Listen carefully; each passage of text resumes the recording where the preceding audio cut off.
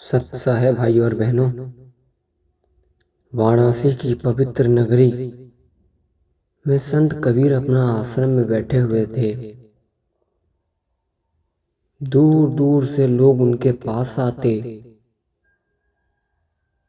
कोई दुख लेकर तो कोई सवाल लेकर, कोई जीवन का ग्रह रहकर। एक दिन एक युवक आया, उसके चेहरे पर बेचैनी साफ दिख रही थी। वे बोला, गुरुदेव, मनुष्य ब्रह्म के चक्र में कैसे फंस जाता है और इससे निकलने का एक रहस्य क्या है? कबीर मुस्कुराए। उनके चेहरे पर करुणा और शांति की पुरानी आभा थी। उन्होंने युवक से अपने पास बैठाया और बोले, मनुष्य ब्रह्म की लहरों में इसलिए भटकता है क्योंकि उसका मन कभी स्थिर नहीं रहता। मन कभी इच्छा बनकर दौड़ता है, कभी भय बनकर कांपता है, कभी लालच बनकर बंध जाता है। मन ही संसार बनता है और मन ही उसे भ्रम बना देता है। युवक ध्यान से सुन रहा था। कबीर बोले, जिस दिन मन शांत होगा उसी दिन भ्रम का दूर खुल जाएगा। कबीर युवक के पास के तालाब किनारे ले गए। उन्होंने जल में हाथ डालकर लहरें बनाई और बोले, देखो ये लहरें असल में पानी से अलग नहीं, लेकिन लहर बनने से ये अपना स्वरूप भूल जाती हैं। मनुष्य भी ऐसा ही है। ब्रह्म का अंश होते ही माया की लहरों में खुद को अलग समझने लगता है। युवक ने पूछा, गुरुदेव, क्या माया से निकलने का कोई मार्ग है? कबीर मुस्कुरा उठे, मार्ग है, पर वही एकमात्र रहस्य है। अचानक कबीर ने युवक की आंखों में गहराई देखी और बोले, भ्रम से निकलने का एक ही रहस्य है, स्वयं को पहचानना। जान लो कि तुम शरीर नहीं, मन नहीं, तुम ही शुद्ध चेतने हो जो ब्रह्म का अंश है। युवक चकित हो गया। कबीर ने कहा,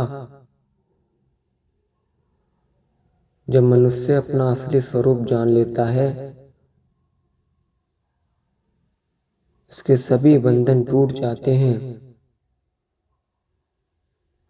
फिर उन्हें जन्म का भय रहता है, न मृत्यु का भ्रम।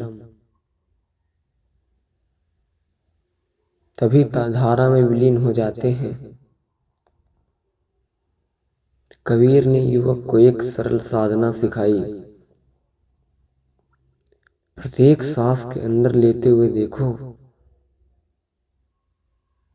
कि ब्रह्म तुम्हें भीतर उतर रहा है, और श्वास छोड़ते हुए देखो कि सारे दुख बाहर जा रहे हैं। धीरे धीरे मन शांत होने लगा। युवक ने महसूस किया जैसे भीतर एक नई रोशनी जल उठी हो। कुछ देर बाद युवक बोला, गुरुदेव, मुझे लगता है मैं वही हूँ जो आपके मन को सुन रहा है, और वही हूँ जो मन को देख रहा है। शायद मैं मन नहीं हूँ। कबीर ने संतोष भरी सांस ली। ये समझना मुक्ति का द्वार है। मनुष्य जब तक भीतर वाले में समझ लेता है, तब ब्रह्म का रहस्य अपने आप खुल जाता है। संत कबीर ने कहा, मनुष्य भ्रम के चक्र में तभी निकलता है जब वे जान ले कि वे ब्रह्म से अलग नहीं है। कबीर बोले, बेटा तुमने कौन हो पहला संकेत तो पा लिया है, पर अब सबसे बड़ा शत्रु सामने आएगा, अहंकार। युवक ने पूछा, गुरुदेव ये अहंकार किस भ्रम से दूर ले जाता है? कबीर ने गंभीर स्वर में कहा, अहंकार ही तो वह दीवार है जो मनुष्य को भ्रम से अलग दिखाती है। अहंकार कहता है, मैं ये शरीर हूँ, मेरी इच्छा ही सच्ची है, मेरा अपमान हुआ है और मेरा महत्व है। जब तक ये मैं ना मैं बना रहेगा, तब ब्रह्म का स्वरूप कैसे समझेगा? युवक ये सुनकर बेचैन हो उठा। तो क्या मुझे अपना अस्तित्व मिटा देना चाहिए? कबीर मुस्कुराए, नहीं रे, अस्तित्व मिटाना नहीं, बस अस्तित्व का सही स्वरूप देखना है। कबीर युवक को नदी किनारे ले गए।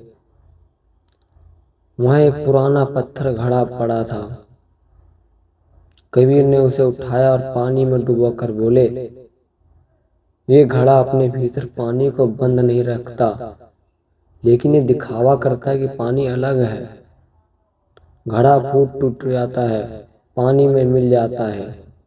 फिर उन्होंने युवक के कंधे पर हाथ रखा। इसी तरह मनुष्य के अहंकार घड़ा टूट जाए तो आत्मा ब्रह्म स्वर्ग में मिल जाती है। युवक की आंखें भर आई। उसे लगा जैसे कोई भारी बोझ उतर गया हो।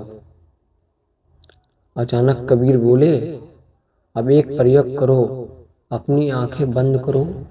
युवक ने आंखें बंद कर ली। कबीर ने धीरे से कहा, अपने भीतर उस स्थान को खोजो जहाँ ना विचार है, ना भय, ना क्रोध, बस शांति है। वही तुम्हारा असली घर है, वही ब्रह्म का द्वार है। सन्नाटा फैल गया। युवक के भीतर देख रहा था। वो जगह वाई शांत थी, जैसे वहां कोई समय, कोई उम्र, कोई चिंता नहीं। जब युवक ने आंखें खोली तो उसका चेहरा चमक रहा था, पर तभी कबीर ने कहा, ध्यान रखना, अब तुम्हारा मन एक विरोध करेगा। मन नहीं चाहता कि तुम बाहर को पहचानो, क्योंकि वही उसका अंत है। युवक बोला, गुरुदेव, पर मन विरोध कैसे करेगा?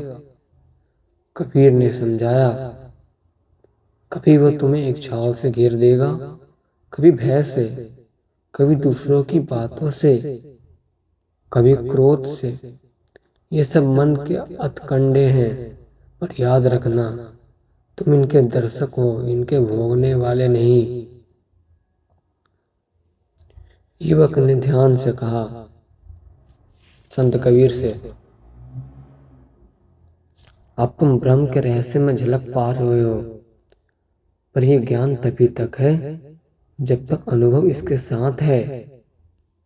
जिस दिन अनुभव खोया, ज्ञान केवल शब्द बन जाएगा।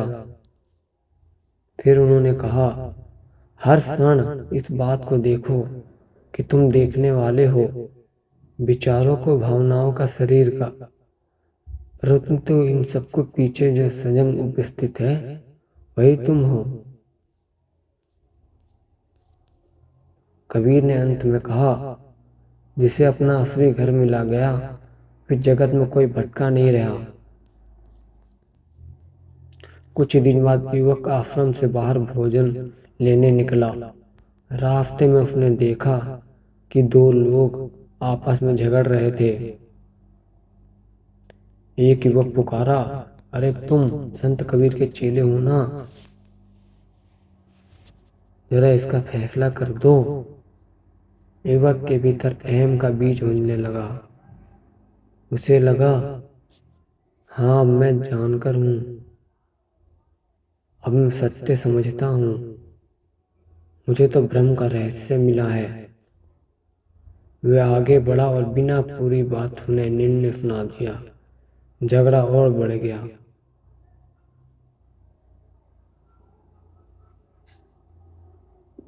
लोग कहने लगे, कबीर का चेला है पर दिमाग कम है। सत्साय भाई और बहनों, संत कबीर के भक्त तो चैनल को लाइक एंड सब्सक्राइब जरूर करें।